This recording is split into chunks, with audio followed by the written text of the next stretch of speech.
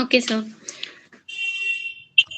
Good evening, JTO, sir, and all my dear friends. I am Smita, and today I am going to speak upon the tussle between United States and India over the generalized system of preference.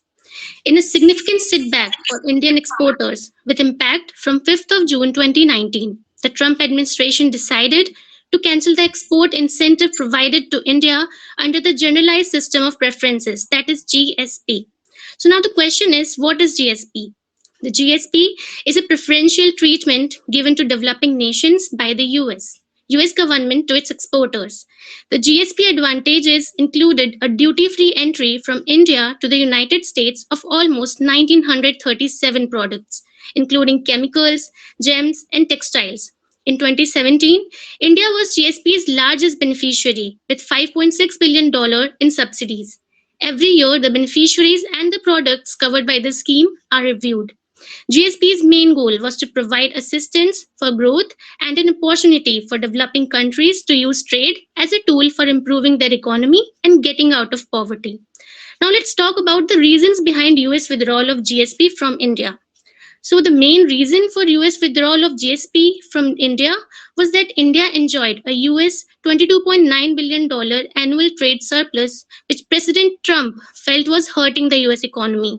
The trade surplus occurred because the total value of goods exported to the United States by India exceeds the value of goods imported from the United States by India.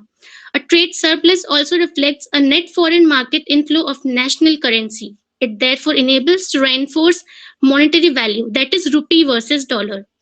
Now let's talk about the implications for India. The removal of GSP will leave a decent effect on India, as in 2017-18, the nation enjoyed preferential tariff on imports worth almost 12% of the total exports of $48 billion for industries such as imitation jewelry, leather, agriculture, auto parts, chemicals, and plastics, and pharmaceuticals, most of which are already experiencing a severe crisis. The GSP would worsen the situation. Now, let's talk about the steps that India can take to overcome this.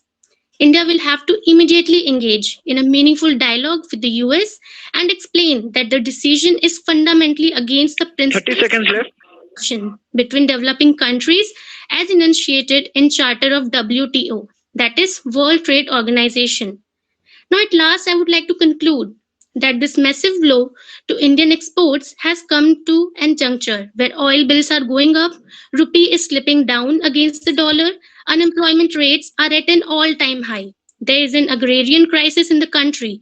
Inflow of foreign investment has ebbed, and the Indian economy is limping owing to global economic slowdown. Modi government will have to address the issue with utmost ingenuity and not allow it to become another stumbling block for the Achhe Din which the people of the country are eagerly awaiting. It's me, Smita, signing off. Thank you so much for listening to me.